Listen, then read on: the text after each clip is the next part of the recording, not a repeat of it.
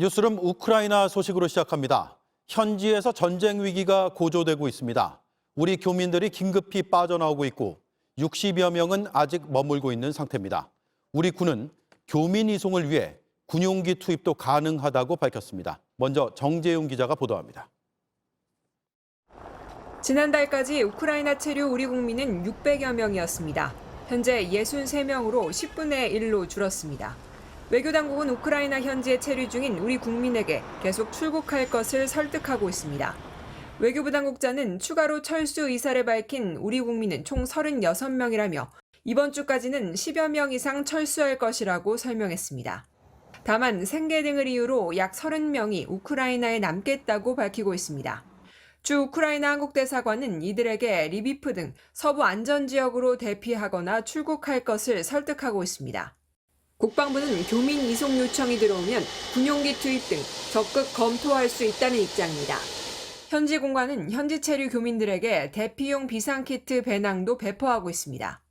문재인 대통령은 국가안전보장회의를 열고 우크라이나의 주권과 영토 보존은 존중돼야 한다며 우리 국민 안전 확보에 주력할 것을 당부했습니다. JTBC 정지윤입니다. 현지 상황이 악화된 건 우크라이나 동부에 있는 친러시아 반군 지역의 분리 독립을 러시아가 승인하면서부터입니다. 러시아는 이곳으로 군대를 진입시키기로 하면서 평화 유지라는 명분을 내세웠습니다. 미국과 유럽 등 서방 국가들은 침공의 구실을 만들었다며 강하게 반발했습니다. 김재영 기자입니다. 푸틴 러시아 대통령은 우크라이나 동부 지역에서 친러시아 세력들이 국가 설립을 주장한 것에 대해 지지 의사를 밝혔습니다. давно назревшее решение незамедлительно признать независимость и суверенитет Донецкой Народной Республики и Луганской Народной Республики. 곧바로 푸틴 대통령은 러시아군 진입을 지시했습니다. 러시아가 승인한 나라를 지원하기 위해 이른바 평화유지군을 보냈다는 취지를 주장하고 있는 겁니다. 그동안 푸틴 대통령은 이 지역에서 친러 인사들이 살해당했다고 러시아 매체 보도를 근거로 주장해왔습니다. 아직 러시아군이 언제 어디로 진입할지 명확하진 않습니다. 하지만 로이터 통신은 푸틴의 결정 뒤 도네츠크 외곽에서 탱크가 오가는 모습이 포착됐다고 전했습니다. 미국은 긴급 소집된 안보리 회의에서 러시아가 침공 구실을 만들고 있다고 강하게 비판했습니다. He calls them peacekeepers. This is nonsense. In essence, Putin wants the world to travel back in time, to a time when empires ruled the world. 바이든 미국 대통령도 이날 돈바스 지역에서 미국인의 신규 투자와 무역, 금융을 금지하는 행정명령에 서명했습니다. 또 동맹국들과 함께 러시아를 추가로 제재할 것이라고 경고했습니다. 러시아는 오는 24일 미러 외교장관 회담에 나설 준비가 돼 있다고 밝혔지만 회담 성사 여부는 불확실해졌습니다. JTBC 김재현입니다. 러시아군이 투입된 우크라이나 동부의 돈바스 지역이 화약고가 될지 세계의 이목이 집중돼 있습니다. 이곳이 어떤 지역이고 왜 러시아가 진입한 건지 김지아 기자가 취재했습니다. 우크라이나와 러시아 접경에서 총성이 울리게 된 이유는 2014년으로 거슬러 올라갑니다. 당시 러시아는 우크라이나 영토였던 크림반도를 주민들이 투표로 통과시켰다며 러시아 영토로 강제 합병했습니다. 그러자 러시아와 국경을 맞대고 있는 루간스크와 도네츠크 친러 세력들도 독립을 주장하고 나섰습니다. 이들은 우크라이나 정부와 약 8년간 크고 작은 전투를 벌였습니다. 지난 16일에도 우크라이나와 친러 세력 양쪽에서 서로 상대방이 포격을 했다는 주장이 제기됐습니다. 이런 가운데 푸틴 러시아 대통령이 이 두 독립공화국의 독립을 승인했다며 러시아 평화유지군을 보낸 겁니다. 미국과 유럽 등은 사실상 러시아가 우크라이나를 침공하는 것이라고 봤습니다. 우크라이나는 끝까지 싸우겠다며 돈바스 지역이 크림반도의 뒤를 밟지 않겠다는 의지를 내비쳤습니다. Україна однозначно кваліфікує останні дії Російської Федерації як порушення суверенітету та територіальної цілісності нашої держави. JTBC 김지아입니다. 네, 오늘은 그야말로 팩트체크의 날입니다. 어제 대선 토론에서 후보들이 내놓은 주장 중에는 불분명하거나 사실 검증이 필요한 내용들이 꽤 있었습니다. 잠시 뒤에 하나하나 팩트체크를 해드리겠습니다. 토론이 끝난 오늘 후보들은 토론 연장전을 펼쳤습니다. 상대의 어제 발언을 비판하며 장외전을 이어갔습니다. 먼저 김필중 기자입니다. 포문은 이재명 후보가 열었습니다. 윤석열 후보가 2년 전 신천지에 대한 압수수색을 거부했다며 유착 의혹을 제기한 겁니다. 압수수색 신천지 지금 대구에서 사람이 죽어나갈 때 압수수색 납득할 수 없는 이유로 안 했지 않습니까? 윤 후보는 이 후보의 부인 김혜경 씨 측이 경기도 법인카드로 횡령했다는 의혹을 거론하며 맞받아쳤습니다. 경기지사 법카 공금 횡령에 대해서는 말씀을 안 하시네요. 이거 공무원들의 지금 마음이 다 떠나가고 있고. 두 후보는 대장동 의혹과 적폐청산 수사 발언 논란 등을 놓고도 난타전을 벌였습니다. 지지율 정책 속에 차별화에 나선 심상정 후보는 이재명 후보의 경제정책은 현실성이 없다며 각을 세웠습니다. 국민소득 5만 달러 되려면 7.4% 성장을 해야 됐는데 이건 MB 때보다 더 허황된 게 아닌가. MB 아바타 경제 가지고 미래를 열 수 있나. 단일화 협상 결렬을 선언한 안철수 후보는 데이터 산업에 대한 이해가 부족하다며 윤 후보를 집중 견제했습니다. 빅데이터 기업과 플랫폼 기업은 또 완전히 다릅니다. 근데 윤 후보께서는 그 둘을 잘 구별을 못 하시는 것 같아서. 오늘 유세 현장에서도 장외 공방이 펼쳐졌습니다. 평화가 곧 밥입니다. 제가 어제 토론 때 그 얘기를 했더니 그 사람 못 알아듣더군요. 진짜 못 알아듣더군요. 우리 당진 시민 여러분께서도 그동안 TV 토론 보셨죠? 얼마나 말도 안 되는 황당한 얘기가 오는지 다 아시죠? 심상정 후보는 이재명 후보도 보수로 가고 있다며 기득권에 맞설 후보는 자신뿐이라고 주장했고 안철수 후보는 윤 후보가 너무 몰라서 지적할 수밖에 없었다고 했습니다. JTBC 김필주입니다. 자, 첫 번째로 팩트체크할 내용은 이재명, 윤석열 두 후보의 국가 채무와 관련된 발언입니다. 나라 빚을 얼마나 더 낼 수 있는지를 논쟁하다가 나온 주장들입니다. 먼저 들어보겠습니다. 우리가 곧 기축통화국으로 될 가능성이 매우 높다. 며칠 전에 보도도 나왔지요. 자, 이지은 기자, 기축통화라는 게 어디서나 결제할 수 있는 돈, 단순하게 얘기하면 힘 있는 돈을 얘기하는 거잖아요. 네, 그렇습니다. 가장 먼저 떠올릴 수 있는 게 미국의 달러로 볼 수 있는데요. 이와 비슷한 자격을 가진 통화, 그러니까 특별 인출권이라 하는 SDR, 이 4개가 더 있습니다. 유럽의 유로, 일본의 엔, 영국의 파운드, 그리고 중국의 위안. 이재명 후보는 여기에다가 우리 원화를 낄 수 있다는 취지로 말한 겁니다. 네, 근거가 있으니까 이런 얘기를 했겠죠. 네, 그렇습니다. 이 정경련 자료를 인용을 한 건데요. IMF가 5년에 한 번씩 결정하는 이런 자료가 있는데 일단 한국도 여기에 들어갈 수 있는 요건은 갖췄다는 게 정경련 쪽의 주장입니다. 그러니 올해 7월에 IMF 심사를 받아보자는 얘기입니다. 네, 그러면 IMF가 인정을 해주면 기축통화국이 되는 겁니까? 그렇지 않습니다. 당장 이 최강 기축통화인 달러는 이 미국 중앙은행이 대량으로 찍어내서 빚을 갚아도 대부분의 나라들이 받아줍니다.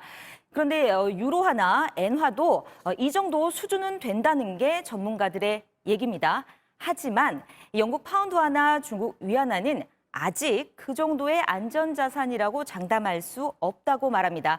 결국 시장이 결정한다는 건데 원화가 단번에 달러 수준이 되기는 힘듭니다. 네, 그래서 이 논쟁이 결국 보면 기축통화국이 되면 나라 빚을 좀 더 낼 여유가 있는데 이재명 후보는 그래서 국가재정을 좀 더 쓰자라는 거고 윤석열 후보는 안 된다. 이런 주장과 인식의 차이에서 비롯되는 거죠. 네, 그렇습니다. 그렇기 때문에 네, 윤 후보 주장을 좀 먼저 들어보시겠습니다. 네. 기축통화 국가가 아닌 비기축통화 국가는 대부분 우리나라보다 다 낮습니다. 네, 비기축통화국들 대부분 우리나라보다 나라 빚이 적다라는 주장입니다. 이거 맞습니까? 그렇지는 않았습니다. 저희가 IMF 전망한 자료를 좀 들여다봤는데요. 이 선진국 35개 나라의 지난해 국가 부채 비율입니다. 한국의 국채 비율 전망치는 51.3%, 25위로 평균보다 상당히 낮습니다. 게다가 윤석열 후보 말대로 비기축통화국으로 대상을 바꿔도 이들 국가의 국채 비율 평균은 우리 나라보다 높았습니다. 한국 순위는 13개 나라 중에 7위이고 앞뒤로 6개 나라씩 있었습니다. 물론 한국의 빚의 증가 속도가 너무 빠르다는 우려는 있습니다. 하지만 대부분 나라보다 이미 빚이 많다는 건 사실이 아닌 셈입니다. 네, 어제 경제정책 토론회에서 두 후보가 가장 치열하게 충돌한 지점이 바로 여기였는데 양쪽 모두 빈틈이 좀 있었군요. 이지은 기자였습니다. 이재명, 윤석열 두 후보가 부딪힌 지점은 또 있습니다. 김건희 씨의 도이치모터스 주식과 이 후보의 코로나 손실 보상에 대한 논쟁에서입니다. 두 이슈를 최승기 기자가 따져봤습니다. 이재명 후보는 도이치모터스 주가 조작을 거론했습니다. 윤석열 후보 측이 공개하지 않은 2010년 5월 이후 시점에 김건희 씨가 주식 거래를 한 적이 있는지 물었습니다. 2010년 5월 이후에는 즉 주가 조작이 이루어진 시점에는 부인의 주식 거래가 없었다. 돈 남은 것도 없었다. 이렇게 말씀하셨는데 2010년 5월 이후 추가의 주식 거래가 있었는지. 윤 후보는 이렇게 답했습니다. 두 번째로 주식 했죠. 두 번째로 제 처가. 주식 거래에서 돈을 벌은 게 있는지 손해만 봤는지. 손해 본 것도 있고 뭐 좀 번 것도 있고 하니까 정확하게 수익이 얼마나 되는지는 알 수 없습니다. 일부 수익을 봤다는 취지입니다. 앞서 윤 후보는 손해봤다는 취지로 해명한 바 있습니다. 그 당시에 도이치모터스라고 하는 것은 주가의 변동도 크지 않았고 저희 집사람 오히려 손해보고 그냥 나왔습니다. 이 때문에 민주당에선 윤 후보가 180도 말을 바꿨다는 비판이 나왔습니다. JTBC는 앞서 2010년 5월 이후에도 김 씨의 관련 거래가 계속됐고 일부 수익도 봤다고 보도했습니다. 이 보도 내용을 윤 후보가 사실상 인정한 겁니다. 당시 JTBC 보도에 대해 선대본부 측이 주가 조작과는 전혀 무관한 별개의 정상적인 거래라고 해명했지만 윤 후보가 이를 직접 언급한 적은 없습니다. 선대본부 측은 오늘도 2010년 5월 이후 도이치모터스 주식을 거래하지 않았다고 해명한 사실이 없다며 윤 후보가 말을 바꿨다는 건 왜곡이라고 거듭 밝혔습니다. 한편 윤 후보는 이 후보가 그동안 소상공인 손실보상 얘기를 한 적이 없다고 주장했습니다. 그동안 손실보상 얘기는 한 적 없이 전국민 재난지원금 얘기만 작년 내내 30만 원에서 100만 원 사이 얘기만 하셨고 하지만 이 후보는 지난해 11월 5일 자신의 소셜미디어에 쓴 글에서 손실보상을 언급했습니다. 소상공인 손실 하한액을 높이고 선별 지원에서 제외된 소상공인들의 보상도 이뤄져야 한다는 내용입니다. JTBC 최승기입니다. 네, 이번엔 어제 토론에서 첨예하게 부딪힌 대장동 관련 발언을 팩트체크하겠습니다. 윤석열 영장 들어오면 죽어. 이건 이재명 후보의 말이고요. 이재명 게이트. 이건 윤석열 후보의 발언입니다. 두 후보 모두 녹취록에 이런 내용이 있다고 주장했습니다.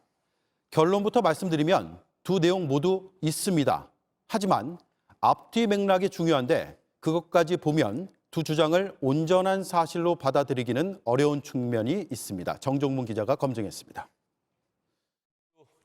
먼저 시동을 건 쪽은 이재명 후보였습니다. 이거 준비해 왔는데 제가 안 보여드리려다가 이거 한번 꼭 보여드려야 되겠어요. 윤석열은 영장 들어오면 죽어. 윤석열은 원래 죄가 많은 사람이야. 내가 가진 카드면 윤석열은 죽어. 대장동 녹취록에 등장하는 윤석열 후보 관련 내용을 추려놓은 겁니다. 첫 번째 발언은 김만배 씨가 신원이 확인되지 않은 사람과 대화하는 과정에서 나옵니다. 윤 후보는 서울중앙지검장 시절 사법행정권 남용 사건 수사를 지휘했습니다. 윤 후보가 양승태 대법원장 문제를 회복, 그러니까 해결하지 않으면 사법부가 윤 후보에게 우호적이지 않을 것이라는 뜻으로 읽힙니다. 김 씨는 이어 좋으신 분이라고 언급하는데 누군지는 해석이 엇갈립니다. 민주당은 좋은 분이 윤석열 후보를 가리킨 것이라며 둘 사이가 가깝다고 주장했습니다. 반면 국민의힘은 좋은 분은 맥락상 양승태 대법원장으로 읽어야 한다고 주장했습니다.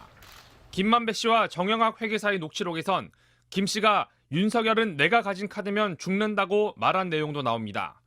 녹취 나흘 전 검찰총장이었던 윤 후보는 사퇴를 요구하는 민주당 의원들과 크게 부딪혔습니다. 김 씨가 정 회계사와 당시 국정감사를 얘기하다 갑자기 윤 후보 얘기를 꺼낸 겁니다. 정확한 의미를 짚긴 어렵습니다. 공격당한 윤 후보는 녹취록 속에서 다른 부분을 끄집어내 받아쳤습니다. 김만배하고 정영학 회계사가 통화한 녹취록을 말씀을 하시는데 그 사람들은 우리 이재명 후보하고 훨씬 가까운 측근이고 제가 듣기로는 그 녹취록 끝부분을 가면 이재명 게이트란 말을 김만배가 한다고 그러는데 이재명 게이트라고 있다고요. 그 녹취록 중에 내세요. 지금 허위 사실이면 후보 사퇴하시겠습니까? 해당 부분은 정 회계사와 대화하던 김 씨가 갑자기 이재명 게이트를 언급한 대목입니다. 앞뒤 맥락을 살펴도 뜻을 유추하긴 어렵습니다. 민주당은 당시 이재명 후보가 선거법 위반 사건에서 대법원 무죄를 받았는데 대장동 개발업자들이 이걸 게이트로 불렀다는 입장입니다. 하지만 JTBC가 입수한 녹취록을 보면 개발업자들은 대장동 개발이 게이트로 번질 수 있다며 경계하는 모습을 보이기도 했습니다. JTBC 정종문입니다. 네, 이건 대장동 의혹의 핵심 인물 남욱 변호사의 자필 메모입니다. JTBC가 입수해 분석 중인 검찰 수사 기록 속에 담겨 있습니다. 남 변호사는 이 메모에 천화동인 1호부터 7호까지 소유자와 지분율을 상세하게 기록해놨습니다. 이른바 그분 의혹이 제기된 천화동인 1호는 2명이 소유한 것으로 나타납니다. 자세한 내용 봉지욱 기자가 보도합니다. 검찰이 지난해 압수수색으로 확보한 메모들입니다. 남욱 변호사의 천화동인 4호 사무실에서 발견됐습니다. 천화동인 1호란 글자 오른편에 김만배, 바로 밑엔 다른 사람, 그리고 가운데에 양방향 화살표를 그렸습니다. 남 변호사가 자필로 천화동인 1호부터 7호까지의 지분율과 소유자 등을 적은 겁니다. 남욱 변호사의 2차 피의자 신문 조서입니다. 검사가 다른 사람이 누구냐고 물으니 유동규라고 답했습니다. 이름을 기재하지 않은 이유는 혹시 다른 사람이 볼까봐 그랬다고 했습니다. 대장동 수사 기록을 종합하면 배당금 지분율은 천화동인 1호부터 3호는 김만배와 유동규가 각각 25%씩, 4호 25%, 5호 15% 등이었습니다. 유동규 몫에 700억 원이 나온 배경도 확인했습니다. 2011년 2월 4일자 정영학 녹취록. 김만배는 2천억으로 생각해서 너 1,000억, 나 1,000억, 회계를 네가 해서 했잖아. 그렇게 처리하면 비용이 600억 원 정도라고 유동규에게 말했다고 정영학에게 설명했습니다. 천화동인 1호 예상 수익 2천억 원에서 비용 600억 원을 빼면 1,400억 원. 이 중 절반인 700억 원을 유동규에게 주기로 약속했던 겁니다. 법망을 피해 어떻게 줄지 자세히 논의한 내용도 있습니다. JTBC가 입수한 대장동 녹취록과 신문 조서에선 현직 대법관은 천화동인 1호와는 아무런 관계가 없는 인물이었고 1호의 실소유주는 김만배와 유동규 단 2명뿐이었습니다. JTBC 봉지욱입니다.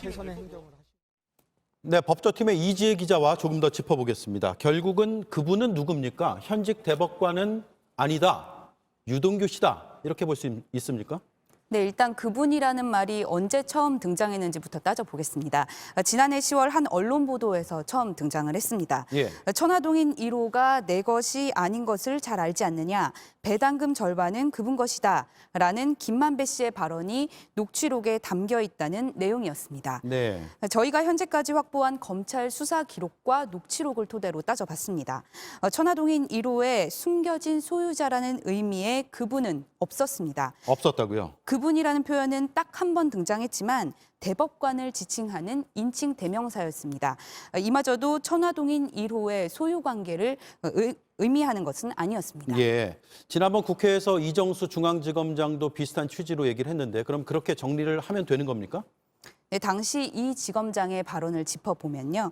녹취록 속에 그분 표현이 있냐는 질문에 언론 보도와 검찰이 확보한 자료가 사뭇 다르다고 했습니다. 예. 그분 표현은 한 번 등장하고 정치인을 얘기하는 건 아니라고 했습니다.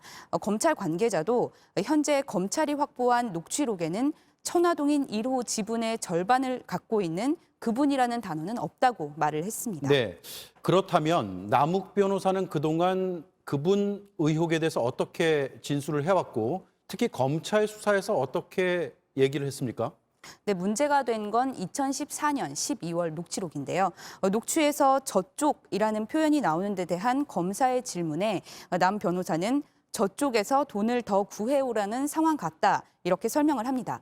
저쪽에 대해서는 그 당시 유동규나 이재명이라고 생각을 했던 것 같다, 이렇게 말을 합니다. 네. 녹취 당시는 대장동 사업 공모 직전이어서 여러 명목의 자금이 많이 필요했던 상황인데요. 저쪽이라는 표현 자체는 발언 시점이나 내용으로 생각을 해볼 때 대장동 지분과 관련 있는 그분과는 관련이 없다고 볼 수 있습니다. 네. 그런데 검사가 계속 이재명을 언급한 이유를 묻습니다. 그러자 돌연 화가 나서 그냥 한 말이다. 나중에 조서를 읽으면서 삭제하겠다고 합니다. 남 변호사가 이 후보를 먼저 언급했다가 추측이었다고 하는 등 철회하는 부분도 있습니다. 네. 검찰도 이런 남 변호사의 진술 태도를 감안을 해서 계좌 추적 등으로 입증 단서를 확보하는 데 주력했던 걸로 전해집니다. 네.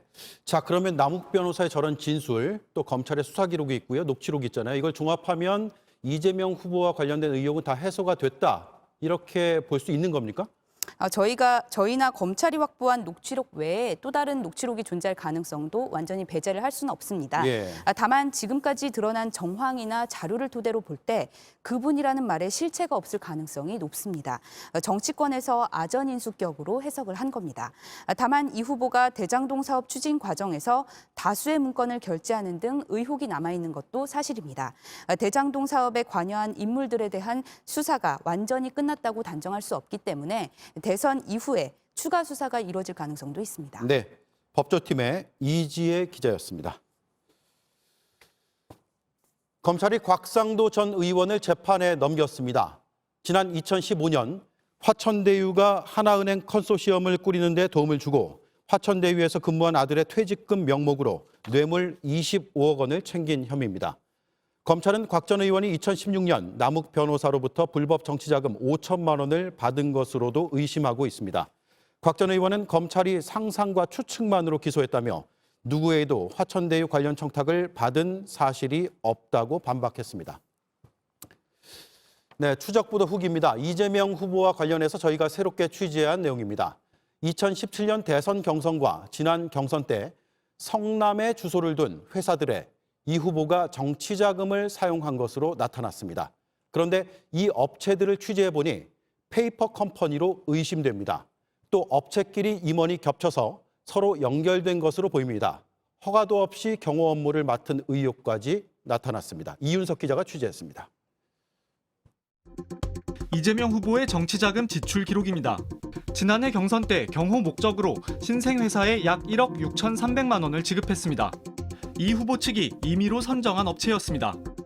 성남시 본사 주소지를 찾아가 봤습니다. 회사 대표 김모 씨 자택이었습니다.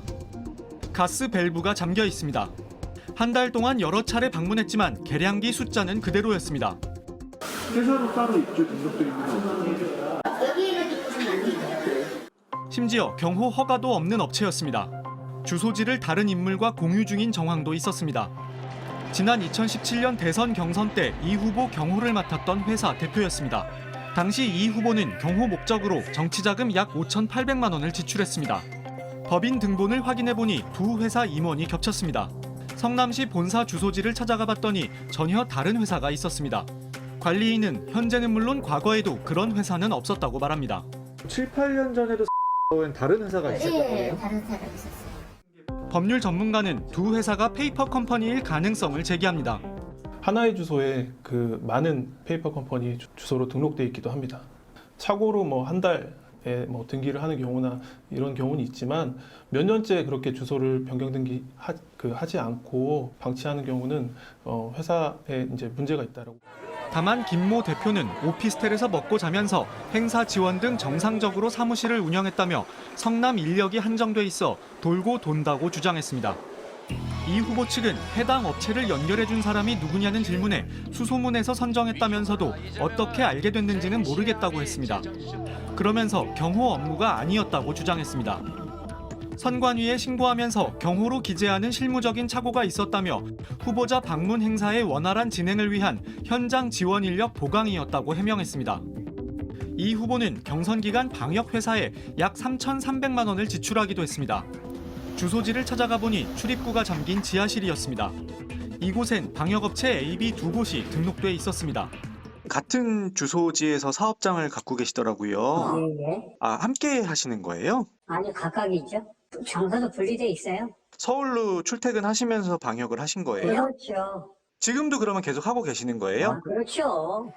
이 후보 캠프 방역은 A 업체가 맡았습니다. 그런데 B 업체 대표가 방역을 했다고 주장한 겁니다. 사장님은 대표시고 대표님은 선생님이시잖아요. 여보세요? 사장님.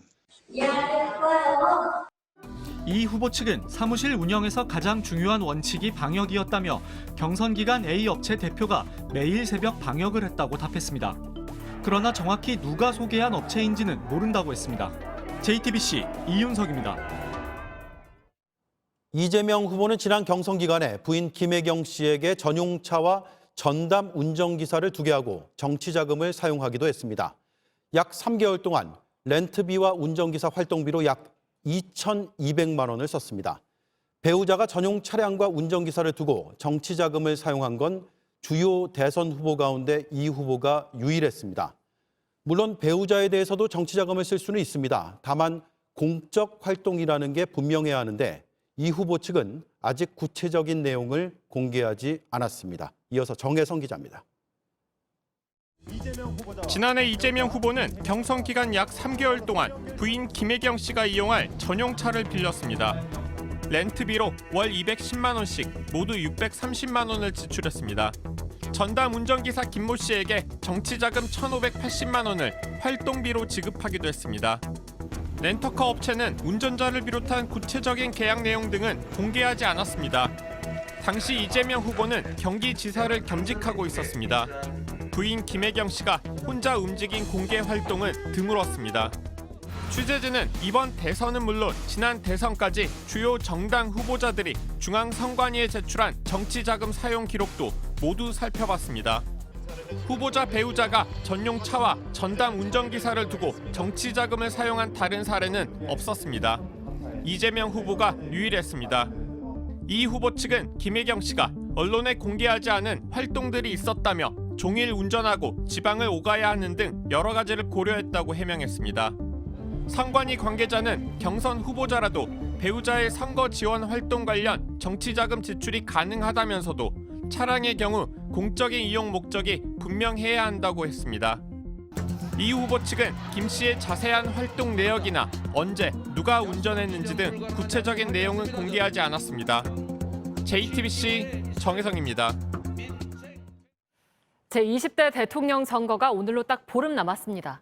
각 후보들의 선거운동도 한층 치열해지고 있는데요. 현장에 나가 있는 저희 취재기자를 차례로 연결하겠습니다. 자, 먼저 구석승 기자. 이재명 후보는 다시 수도권 유세를 하고 있군요. 네, 그렇습니다. 이재명 후보는 조금 전까지 이곳 경기도 안산 문화광장에서 유세를 진행했습니다. 현재는 보시는 것처럼 유세가 모두 종료됐습니다. 이재명 후보는 오늘 인천과 경기, 부천 등 수도권 서남부 지역을 돌면서 유세를 펼쳤습니다. 지난 주말에 이어 다시 한번 수도권 공략에 나선 겁니다. 어제 나온 JTBC 여론조사를 보면 이재명 후보는 경기와 인천 지역에서 윤석열 후보와 오차 범인의 접전을 벌이고 있습니다. 네, 그러니까 후보들 간의 공방이 갈수록 격해지고 있는데 이 후보가 오늘은 윤 후보를 향해서 어떤 발언을 했습니까? 네, 이재명 후보는 윤석열 후보가 집권하면 검찰 공화국이 된다며 비판 수위를 높였습니다. 직접 들어보시죠.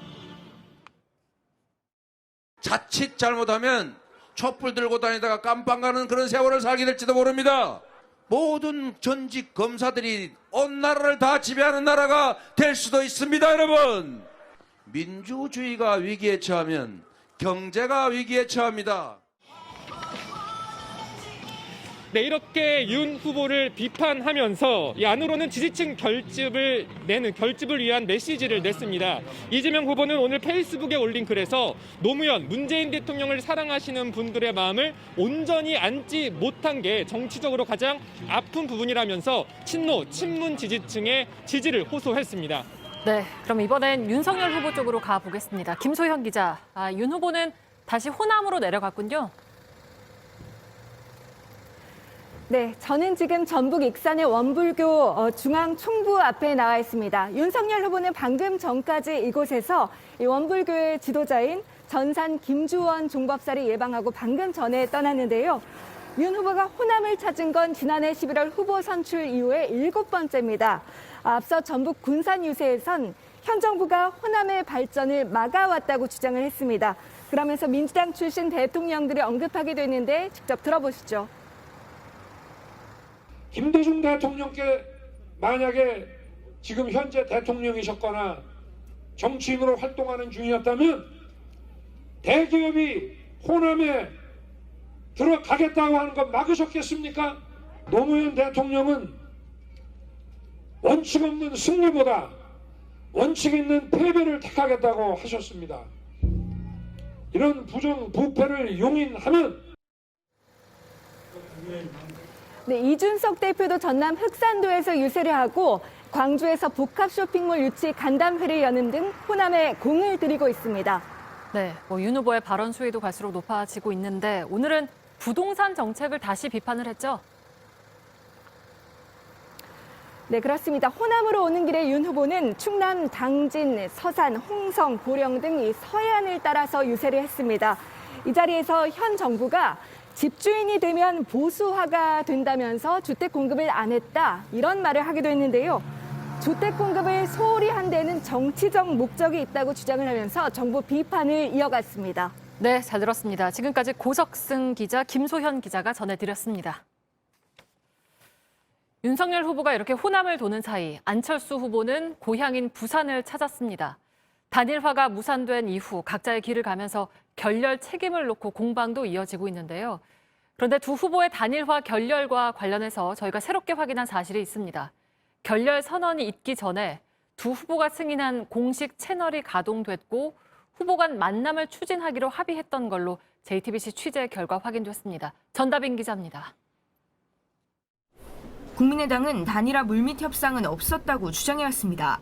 그 어떤 제안이나 그 어떤 협의, 이러한 부분이 전혀 없었습니다. 하지만 국민의힘과 국민의당 양측 핵심 인사가 두 차례 만났고 후보 간 만남을 추진하기로 합의했던 것으로 확인됐습니다. 국민의당 선대위 핵심 관계자는 JTBC에 국민의힘 장제원 의원과 국민의당 이태규 총괄선대본부장이 논의해 내린 결론은 두 후보가 빨리 만났으면 좋겠다이며 큰 틀에서 신뢰를 쌓기 위한 차원이었다고 밝혔습니다. 이 관계자는 장 의원과 이 본부장의 만남은 윤 후보와 안 후보도 알고 있었다고 덧붙였습니다.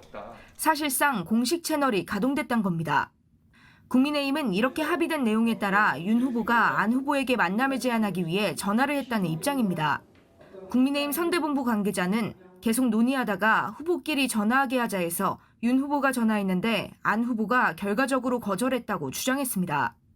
반면 국민의당 선대위 관계자는 안 후보를 조롱하는 일들이 있었지만 윤 후보가 이를 방치하는 것에 후보가 실망이 컸고 신뢰가 계속 떨어졌다고 반박했습니다.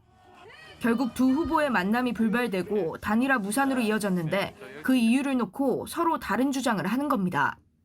안 후보는 오늘도 공세를 이어갔습니다. 이걸 가지고 계속 이용하고 저희 표를 빼가려고 하는 만약에 그런 의도가 있다면 이에 국민의힘은 단일화 가능성을 완전히 닫진 않겠다는 원론적인 입장만 내놨습니다. JTBC 전다빈입니다. 네, 이렇게 단일화를 놓고 여진이 계속되는 등 여전히 대선에 변수가 많습니다. 예측이 쉽지 않은 이번 대선에서 저희 JTBC는 단독 출구조사를 실시해서 가장 빠르고 정확하게 당선인 예측 결과를 전해드리겠습니다. 또 코로나 상황을 고려해서 방역도 철저하게 준비하고 있습니다. 임지수 기자입니다. 매번 5번째 사람만 조사합니다. 중간에 5번째 사람 안 한다고 6번째 사람 하면 큰일 납니다. JTBC 대선 출구조사 조사원들이 교육받는 현장입니다. 대선 당일 전국 표본 투표소에 배치될 요원들입니다. 투표소는 19대 대선과 21대 총선 결과를 분석해 특정 정당이나 후보를 지지하는 지역에 쏠리지 않도록 정했습니다. 전국의 유권자를 잘 대표할 수 있는 어떤 투표구도를 과학적으로 추출하는 방식을 택하고 있습니다. 출구조사는 공직선거법에 따라 기표소 50m 밖에서 이뤄집니다. 투표를 마친 유권자 5명마다 1명꼴로 질문지를 나눠줍니다. 코로나19 감염을 막기 위해 중앙방역대책본부 방역 지침을 따릅니다. 자가검진 키트로 검사를 해서 음성이 뜨는 것을 확인한 뒤에 조사에 참여하게 됩니다. 조사원은 KF94 마스크를 쓰고 중간중간 일회용 비닐 장갑을 갈아 낍니다. 네, 출구조사 설문지입니다. 이렇게 성별과 나이 그리고 어느 후보를 뽑았는지 이렇게 세 가지를 모두 표시하는 데에는 10초 정도 걸렸습니다. 손과 펜은 주기적으로 소독합니다. 조사는 오전 6시부터 오후 6시까지입니다. 오후 6시 이후부터 7시 30분까지 투표하는 확진자와 격리자들은 조사 대상에서 빠집니다. 조사 결과는 곧바로 정치 통계학 전문가로 꾸려진 자문단 분석을 거치게 됩니다. 선거 직전 여론조사 결과에 따른 우세 후보 쏠림 현상이나 특정 지지층 결집 현상 등 여러 변수를 고려해 통계학적으로 보정합니다. 이렇게 나온 출구조사 결과는 투표 종료 직후인 대선 당일 오후 7시 30분 JTBC 개표 방송에서 발표됩니다. JTBC 임지수입니다. 오늘 새벽 경기도 파주의 컨테이너 숙소에 불이 나서 40대 이주 노동자가 목숨을 잃었습니다. 애타게 구조를 요청했지만 창문에 설치한 쇠창살에 가로막혀서 빠져나오지 못했습니다. 이가람 기자입니다. 접이식 침대는 까맣게 타버렸고 그을린 빨래 건조대와 싱크대도 나뒹굽니다. 검게 그을린 문 한쪽 너머엔 타고 남은 옷가지와 가재 도구가 엉켜 있습니다. 오늘 새벽 0시쯤 경기도 파주의 한 식품회사 컨테이너 숙소에서 불이 났습니다. 30분 만에 꺼졌지만 안에 있던 인도 국적 이주 노동자 46살 A씨가 숨졌습니다. 불길에 갇힌 이주 노동자는 구조를 요청했지만 문이 제대로 열리지 않았고 창문이 이렇게 새창살로 막혀 있어 빠져나오지 못했습니다. 뛰어갔더니 그냥 살려달라고 손으로 유리창을 이렇게 깨고 그 시그널 장치 철조망을 빼려고 하는데 역부족이더라고요. 안 열려가지고 이 창문을 도끼로 내쳤어요. 근데 화기가 다 오니까 도저히 들어갈 수 없는 상황이에요. 이달 초 경기도 시흥에서도 베트남 이주 노동자가 컨테이너 화재로 사망하는 등 비슷한 사고는 반복되고 있습니다. 사업주가 비용을 줄이기 위해 이주 노동자를 컨테이너 같은 가건물에 살게 하는 경우가 많은데 시설이 열악한 데다 위급한 상황이 생겨도 탈출조차 쉽지 않습니다. 화재 감지기나 그런 게 있을 리가 없잖아요. 소화기도 없을 거고 그런 것들이 다 위반이죠. 안전하지 않은 상태에 이주 노동자를 방치해 놓은 거나 다름없는 거고요. 해당 컨테이너가 창고를 불법 개조한 건물인 사실도 확인됐습니다. 고용노동부에 따르면 2020년 기준 이주 노동자 3,800여 명 가운데 약 70%가 컨테이너나 비닐하우스 등에서 살고 있습니다. JTBC 이가람입니다. 쓰던 물건을 사고 파는 앱 이용하는 분들 계실 텐데요. 수천만 원 하는 시계를 거래하다가 사겠다고 했던 사람이 팔러 나온 사람을 차로 치고 시계만 갖고 달아난 일이 일어났습니다. 자세한 내용 윤두열 기자입니다. 주택가 좁은 골목에서 흰색 차량 한 대가 빠른 속도로 지나갑니다. 그 뒤를 한 남성이 쫓습니다. 잠시 뒤 차를 놓치자 경찰에게 연락을 하며 제자리로 돌아옵니다. 이 남성은 중고거래 사이트 당근마켓에 명품 시계를 2,250만 원에 판다고 올렸습니다. 한 남성이 관심을 보였습니다. 백화점에서 산 영수증이나 정품 인증서가 있는지 꼼꼼하게 물었습니다. 대구의 한 대학 앞에서 만나기로 했는데 혼자만 나와달라고 했습니다. 만난 뒤엔 시간을 끌기 시작했습니다. 이 치안도 초과가 돼서 지금 방법을 마련하고 있다. 조금만 기다려줄 수 있냐. 2시간가량 지난 뒤 돈을 보낼 테니 마지막으로 진품인지 한 번 더 확인하고 싶다고 했습니다. 그런데 판매자가 시계를 건네자 갑자기 차를 출발시켰습니다. 운전석에서 조수석으로 돌다가 이제 오른쪽 범퍼 다가갈 때쯤에 그때 급출발을 해서 그냥 다리를 부딪히고 그 상태로 도주를 한. 근육이 파열돼 전치 3주 진단을 받았습니다.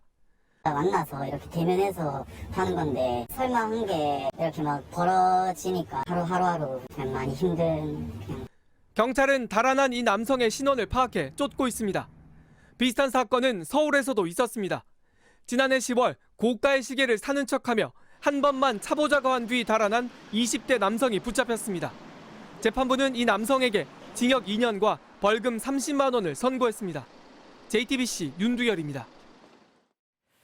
정부가 오늘 오미크론 변이의 출구를 찾는 초입에 들어섰다고 했습니다. 하지만 의료 현장에선 병상을 찾지 못하는 환자들이 이어지고 있습니다. 특히 코로나에 걸린 임신부들은 출산이 임박한 상황에서 받아주는 병원이 여전히 별로 없습니다. 유효한 기자입니다. 지난 15일 출근 전인 경북 구미의 산부인과 전문의에게 전화 한 통이 왔습니다. 간격이 점점 짧아지고 있는데 아직 분만할 때를 찾지를 못했다. 계속 전화가 오더라고요. 다급한 목소리로. 임신부가 주차장에 대기하며 진통을 겪는 동안 구급대원들이 오전 내내 전화를 돌렸습니다. 하지만 임신부가 코로나에 확진돼 갈 수 있는 병원이 없었습니다. 결국 전문의가 감염 위험을 무릅쓰고 왕진 가방을 챙겨 보건소가 급히 마련한 임시분만실에서 출산을 도왔습니다. 분만 세트하고 산소통을 들고 보건소로 갔죠. 내진을 해보니까 한 40% 정도 열려 있더라고요. 지난 14일 경기 광명시에선 확진된 임신부가 구급차에서 새벽 내내 갈 곳을 찾아 헤맸습니다. 충북, 충남, 대전, 전북까지 연락드렸고 강원도에도 연락을 드렸었어요. 4, 59는 전화를 했던 것 같아요. 3시간이 지나서야 받아주는 병원을 찾았고 산모는 강원도에 가서야 출산할 수 있었습니다. 이런 상황이 반복되자 대한산부인과의사회는 정부가 산모와 태아를 모두 위험에 노출시키고 있다며 성명서를 냈습니다. 길거리에서 분만하는 게 더 이런 일이 일어난다는 게 너무 좀 한심하지 않습니까? 어떤 상황에서도 진료받을 수 있는 거점 병원이 분명히 있어야 됩니다. 지난해 말 4차 대유행부터 이런 사태를 예고하는 목소리가 많았습니다. 부랴부랴 정부는 이번 달 중으로 분만이 가능한 음압분만 병상 200개를 추가로 확보하겠다고 밝혔습니다. JTBC 유요한입니다. 공수처가 감사원의 한 간부에 대해 수사를 벌이고 있는 것으로 확인됐습니다. 당사자는 건설업체 관계자와 동남아 여행을 간 사실이 드러나 지난해 내부 징계를 받은 인물입니다. 공수처는 어제 감사원 사무실을 압수수색했습니다. 박사라 기자가 취재했습니다. 고위공직자 범죄수사처 공수처는 어제 감사원을 압수수색해 3급 과장 A씨에 대한 내부 감찰 자료 등을 확보했습니다. A씨가 뇌물을 받았다는 의혹과 관련해서입니다.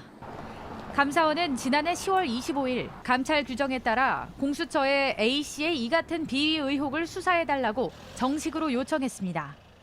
앞서 지난해 9월 A씨는 한 건설업체 관계자와 업무 시간에 동남아 여행을 다녀온 사실이 내부 감사에서 드러나 정직 3개월의 징계를 받았습니다. 여행 비용은 각자 부담했지만 정식으로 휴가를 내지 않고 간 것으로 조사됐습니다. 당초 감사원은 A 과장을 해임해달라며 징계위원회에 건의했습니다. 하지만 징계위는 정직 3개월로 결정해 솜방망이 처벌 논란이 일기도 했습니다. 이후 감사원은 이 사건과 별개로 뇌물 등 A씨의 다른 비위 사실을 적발해 사건을 공수처로 넘겼습니다. 감사원은 현재 A씨를 업무에서 배제한 상황입니다. 공수처 관계자는 수사와 관련된 내용은 말할 수 없다고 했습니다. JTBC 박사라입니다. 강원도 원주에서 90대 노인을 성폭행하려고 한 50대 남성이 범행 석 달 만에 붙잡혔습니다. 그런데 현장에서 발견된 남성의 DNA가 13년 전 여중생 성폭행 사건 용의자의 DNA와 일치했습니다. 조승영 기자입니다. 50대 남성 A씨가 경찰에 잡힌 건 지난 20일, 지난해 11월 8일 새벽 원주 한 주택에서 90대 노인을 성폭행하려다 달아난 혐의였습니다. 다음에 들어왔다 그러더니 목을 막 조르고 했다고 그러시더라고요. 얘기 들어보니까. 수사 초기 경찰에서 참고인 조사를 받았습니다. 뒤늦게 피해자 몸에서 A씨 DNA가 나오면서 용의자가 됐고 석 달 만에 붙잡힌 겁니다. 그런데 DNA 분석 과정에서 예상치 못한 결과가 나왔습니다. 13년 전 경기도 용인에서 발생한 여중생 성폭행 사건 용의자의 DNA와 일치한 겁니다. 지난 2009년 6월 한 남성이 집으로 가던 여중생을 쫓아 집까지 따라가 성폭행한 사건입니다. 피해 여중생은 장애가 있었습니다. 경찰은 당시 용인 사건 피해자를 상대로 보강 수사를 벌였습니다. 성인이 된 피해자는 13년 전 피해 사실을 비교적 또렷이 기억해냈고 적극적으로 경찰에 진술했습니다. 정황 증거도 나왔습니다. DNA만 딱 일치한다고 해서 그 사람이랑 범인을 특정하기는 조금 어려운 면이 없지 않아 있을 수도 있기 때문에 그 생활 반응까지 저희가 다 확인을 해서 A씨는 법원 영장심사 과정에서 용인 사건 범행은 일부 인정했습니다. 하지만 최근 원주 사건은 기억이 안 난다고 주장한 걸로 알려졌습니다. 오늘 법원은 A씨에 대한 구속영장을 발부했습니다. 13년 전 10대 여중생, 이번엔 90대 노인, 모두 반항할 힘이 없는 약자였습니다. 경찰은 A씨가 계획적으로 범행했는지 살피는 한편 다른 죄가 있는지도 캐고 있습니다. JTBC 조승현입니다. 대한항공과 아시아나의 합병이 조건부로 승인을 받았습니다. 미국, 유럽 같은 다른 나라의 동의를 받으면 국적 항공사가 하나로 합쳐지게 됩니다. 당장 내 마일리지는 어떻게 되는 건지, 가격은 오르는 건지, 항공사 선택권이 사라지는 건지 궁금한 점이 많습니다. 정원석 기자가 정리했습니다. 공정위가 내건 핵심 조건은 대한항공과 아시아나 두 항공사의 점유율이 높은 노선을 다른 항공사와 나누라는 겁니다. 미국과 유럽 등 26개 국제 노선, 그리고 제주를 오가는 8개 국내 노선이 이에 해당합니다. 그러면 앞으로 저가 항공사들도 미국이나 유럽 데를 갈 수 있을까요? 장기적으로는 그럴 가능성도 있습니다. 저가 항공사가 대한항공과 아시아나가 내놓는 노선에 취항한다면 지금보다 싼 값에 미국과 유럽을 갈 수도 있습니다. 다만 시간이 필요한 일인데다 다른 나라 항공사들이 들어올 수도 있기 때문에 지켜봐야 할 것으로 보입니다. 아시아나 항공 마일리지를 가지고 있거든요. 그 마일리지 그대로 혜택을 바로 받을 수 있는지 그게 제일 궁금해요. 유지됩니다. 2019년에 마일리지 기준과 비교해서 그보다 소비자에게 불리하게 바꿀 수 없도록 공정위가 조건을 걸었기 때문입니다. 대한항공과 아시아나 마일리지를 다 갖고 있다면 나중에 두 개를 합친 통합 마일리지를 받게 됩니다. 합병이 끝나는 시점부터 6개월 안에 대한항공과 아시아나 합병 회사는 마일리지 통합 방안을 공정위에 내야 합니다. 그렇게 합치면 가격은 올라가는 거 아닌가요? 두 항공사가 사실상 독점하던 노선들은 경쟁자가 나타나기 전까진 항공료를 마음대로 올릴 순 없습니다.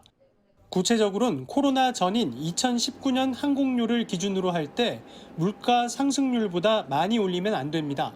다만 코로나 이후 항공권 값이 많이 떨어진 노선은 향후 코로나가 잦아들어 해외여행이 정상화되면 값을 예전 수준으로 올릴 수 있습니다.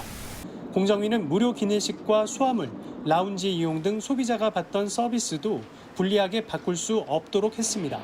JTBC 정원석입니다.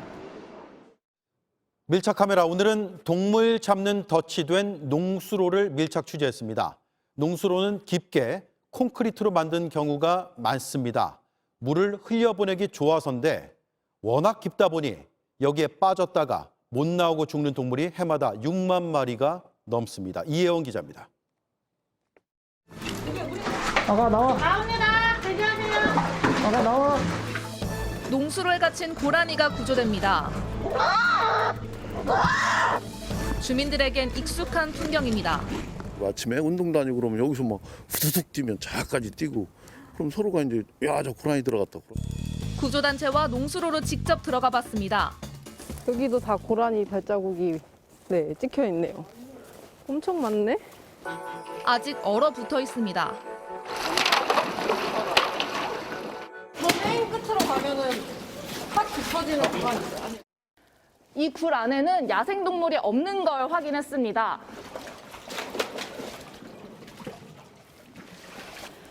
다만 이쪽을 보시면 고라니 배설물이 있는데요. 이걸 통해서 고라니가 왔다 갔다는 걸 볼 수 있습니다. 다시 시작된 수색. 뭔가가 보이지만 조금 늦었습니다. 방금 고라니 사체를 발견했습니다. 이렇게 눈 속에서 언체로 굳어버렸는데요. 농수로에 빠진 걸로 보이는데 주변을 한번 보시면 콘크리트 벽에 펜스까지 높이 쳐 있어서 빠져나갈 구멍이 보이지 않습니다. 철조망까지 쳐 있는 또 다른 농수로 구석. 겁에 질린 두 눈이 보입니다.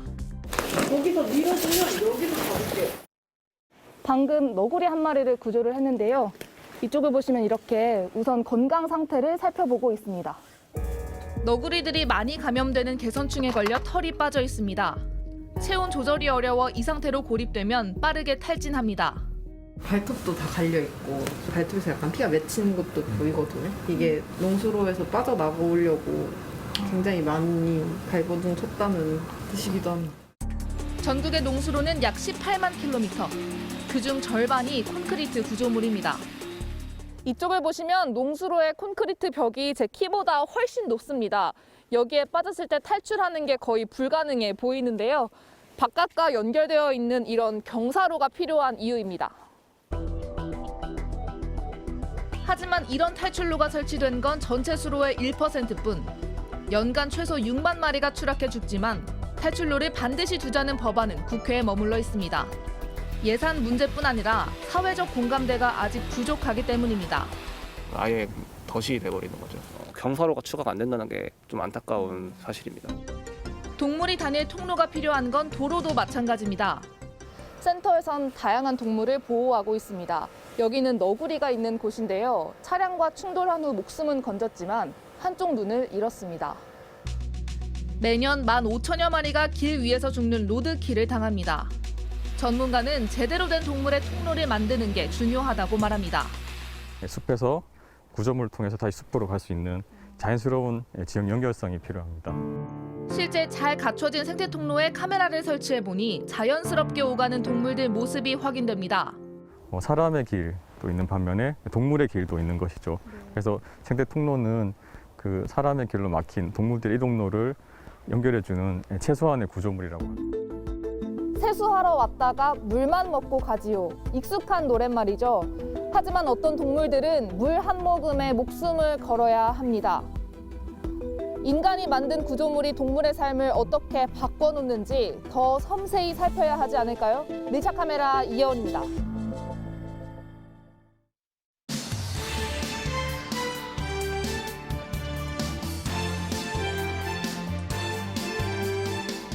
뉴스데이 숨은 이야기 백브리핑 시작합니다. 첫 번째 브리핑, 주먹, 발, 방망입니다. 선거운동을 재개한 안철수 국민의당 후보가 가장 먼저 찾은 곳은 부산입니다. 저는 토박이 부산 사람입니다. 저희 할아버님이 부산 상고, 저희 아버님이 부산 공고, 그리고 제가 부산 고등학교 나왔습니다. 이 고향을 첫 지역 방문지로 택한 겁니다. 이 부산하면 빼놓을 수 없는 것 두 가지가 있죠. 야구, 그리고 영화, 친구입니다. 안 후보 이 두 가지로 퍼포먼스를 선보입니다. 기호 4번 타자 홈런왕 안철수답게 시원하게 홈런 스윙 한번 날려주십시오. 마 고마해라. 마이 못다 이가. 요즘 대선 후보들 연설 못지않게 이 퍼포먼스 대결 벌이고 있는데요. 앞서 윤석열 국민의힘 후보는 주먹으로, 이재명 민주당 후보는 발로 이렇게 어퍼컷, 발차기 퍼포먼스를 선보인 건데요. 그에 이어서 방망이 스윙까지 등장한 겁니다. 그런데 이 퍼포먼스 경쟁 이게 전부가 아니었죠. 윤석열 후보가 이렇게 북을 치자 이재명 후보는 송판 격파로 이렇게 맞대결을 펼치고 있죠. 이 유세 현장에서의 모습을 두고 이 과도한 해석도 나오기도 했는데요. 최민희 전 민주당 의원, 윤 후보가 이 말린 대구를 든 사진을 이렇게 공유하면서 무속 의혹을 제기했는데요. 경남 거제를 방문했을 때입니다. 직접 들은 우리 대구를 선물로 전달하고 있습니다. 윤 후보는 어민의 땀과 노력이 담긴 지역 특산물이라며 이를 무속이라 폄훼하는 건 국민에 대한 신뢰라고 반박했습니다. 아무튼 유세 현장에서 선보이는 이런 모습들, 유권자들의 관심을 끌기 위해서겠죠. 다만 이 정책 대결보다는 퍼포먼스 대결이 더 주목을 받고 있는데 정책 대결도 좀 치열하게 해주셨으면 합니다.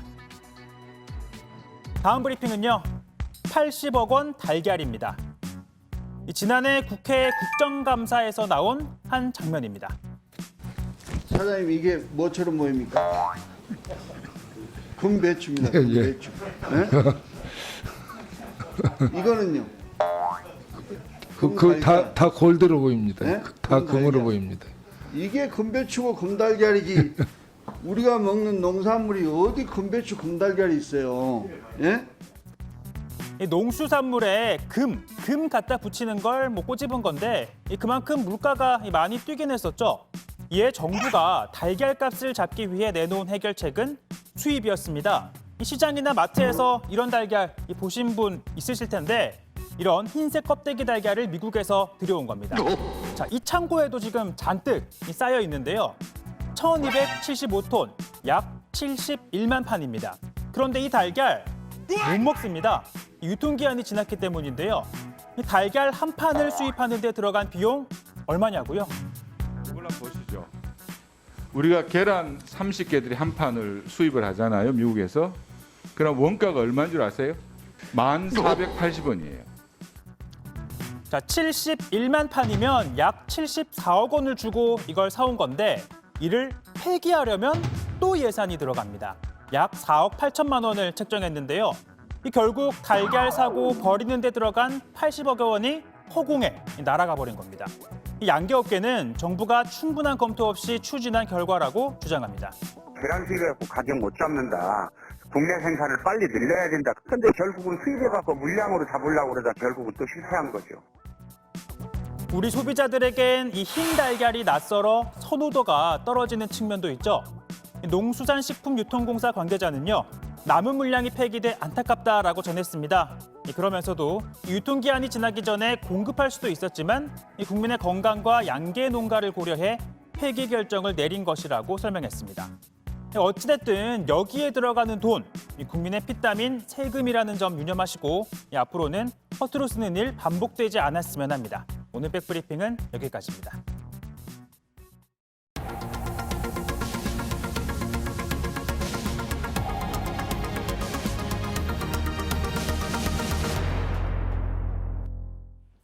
도심 한복판에서 흉기를 든 강도 사건 피의자를 한 시민이 맨손으로 붙잡았습니다.